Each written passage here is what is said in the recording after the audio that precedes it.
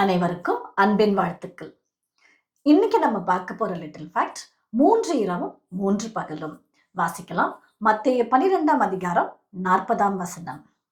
YONO இரவும் பகலும் 3 நாள் ஒரு பெரிய மீனின் வயிற்றில் இருந்தது போல மனுஷகுமாரனும் இரவும் பகலும் 3 நாள் பூமியின் இருதயத்தில் இருப்பார். இதை வாசிக்கும் போது இரவு பகல் 3 நாள் அப்படின்னு கொஞ்சம் பிளெயினா இருக்கிற மாதிரி இருக்கும். இதை நம்ம ஆங்கிலத்துல வாசிக்கலாம். For as Jonas was 3 days and 3 nights in the whale's belly, so shall the Son of Man be 3 days and 3 nights in the heart of the earth. So அப்படி வாசிக்கும் போது நமக்கு தனித்தனியாக 3 இரவும் 3 பகலும் அப்படின்னு தெளிவா எழுதியிருக்கிறாங்க. இது 3 இரவு 3 பகல் அப்படின்றது 72 மணி நேரங்களை கொண்ட ஒரு காலப்பகுதி. இந்த வசனமானது இயேசு கிறிஸ்து மரித்து உயிர்த்தெழுந்திருக்கிற வரைக்கும் இருக்கிற இந்த இடைப்பட்ட காலத்தை குறிப்பதுதான் 3 இரவு 3 பகல்.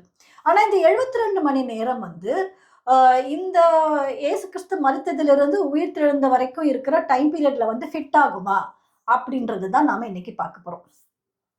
இயேசு கிறிஸ்து மரித்தது நீசான் மாதம் 14ஆம் தேதி மத்தியானம் 3 மணிக்கு அவர் மரித்து விடுவார். ஸோ அவர் மரித்ததிலிருந்து அந்த நாள் முடிகிறதுக்கு நமக்கு அடுத்து ஒரு 3 மணி நேரங்கள் இருக்கும். 3லிருந்து 6 மணி வரைக்கும். ஏன்னா அவங்களுக்கு இஸ்ரேலோட வழக்கப்படி அவங்களோட டே ஸ்டார்ட் ஆகுறது ஈவினிங் 6 PM இருந்து மறுநாள் 6 PM வரைக்கும் அவங்களுக்கு ஒரு நாள்.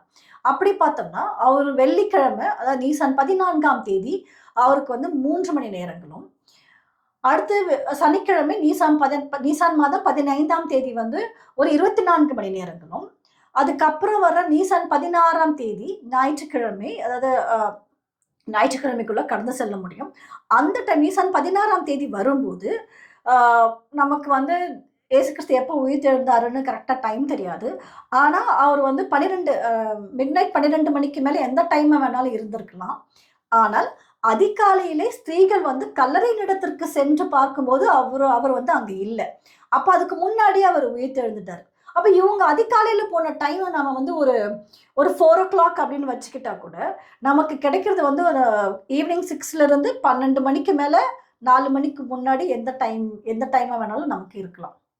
அப்ப இங்க ஒரு 6 மணில இருந்து 10 மணி நேரங்கள் இப்படி கால்குலேட் பண்ணோம்னா நமக்கு கிடைக்கிற டைம் 33ல இருந்து ஒரு 37 மணி நேரங்கள் வரைக்கும் தான் அவர் பூமியினோட இருதயத்துல இருந்த மாதிரி நம்ம கால்குலேட் பண்ண முடியும்.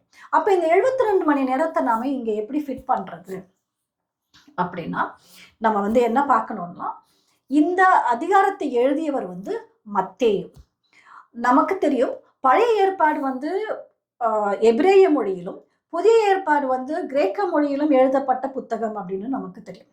ஆனால் புதிய ஏற்பாட்டுல மத்தேயு அதிகாரம் மட்டும் எபிரேய மொழியில் தான் ஒரிஜினலா எழுதப்பட்டது.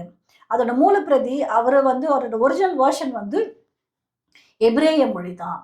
ஏன்னா மத்தேயு இந்த புத்தகத்தை யாருக்காக எழுதினாருன்னா, அந்த காலத்துல வாழ்ந்த யூதர்களுக்கும் இல்ல யூத மதத்திலிருந்து கிறிஸ்தவ மதத்திற்கு மாறினாங்க இல்லைங்களா, அவங்களையும் ஃபோக்கஸ் பண்ணி அவங்கள கருத்தில் கொண்டு எழுதின ஒரு புத்தகம் தான் மத்தேயு அதிகாரம். அதாவது மத்தேயு முதலில் எழுதப்பட்டது எபிரேய மொழி, பிற்காலத்தில் அதில் கிரேக்க மொழிக்கு மொழி மாற்றம் செய்யப்பட்டது.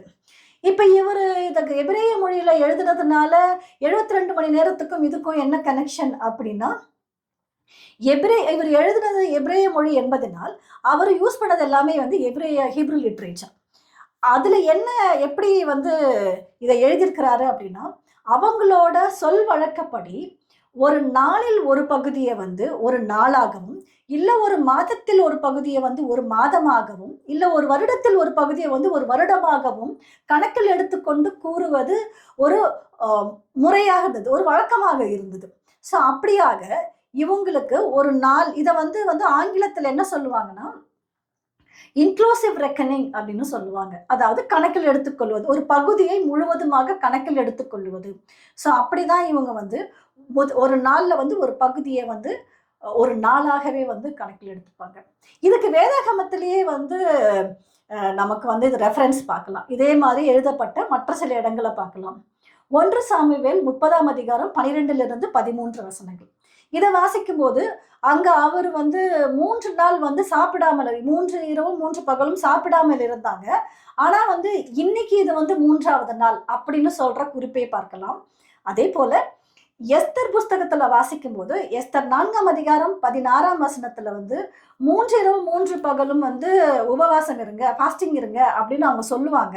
ஆனா சொல்லிட்டு எஸ்தர் 5ஆம் அதிகாரம் 1 வசனத்துல 3ஆம் நாளிலே எஸ்தர் ராஜாவின் சமூகத்தில் நின்றார்கள் அப்படின்றத நம்ம வாசிக்கலாம். அப்ப இவங்க 3 இரவு 3 பகலும் இந்த 72 மணி நேரம் முடிச்சுட்டு அவங்க போகல. அப்படி போயிருந்தா அது 4வது நாள் ஆயிட்டு இருக்கும். அதே மாதிரி இயேசு கிறிஸ்துவும் 3 இரவும் 3 பகலும் முடித்து அவர் உயிர்த்தெழுந்திருந்தா அது 4வது நாள் ஆயிட்டு இருக்கும். ஆனா நம்ம சுவிசேஷத்துல மத்தேயு, மார்க்கு, லூக்கா இவங்க 3 பேருமே எழுதியிருப்பாங்க அவர் 3ஆம் நாளிலே உயிர்த்தெழுந்தார் அப்படின்றது நம்ம வாசிக்கலாம். அதனால இவங்க மரபு வழக்கில் யூஸ் பண்ணதுதான் இந்த 3 இரவு 3 பகல். இது 72 மணி நேரங்களை கொண்ட முழு 3 இரவும் 3 பகலும் அல்ல. இது ஒரு டைம் பீரியட். அது இந்த மாதிரி தான் கால்குலேட் பண்ணுவாங்க. இயேசு கிறிஸ்து தான் மரித்து உயிர்த்தெழுந்தது 3ஆம் நாளிலே என்பது உண்மைதான். ஆனா அது 72 மணி நேரங்கள் கொண்ட காலப்பகுதி அல்ல அப்படின்றது இன்னையோட லிட்டில் ஃபேக்ட்.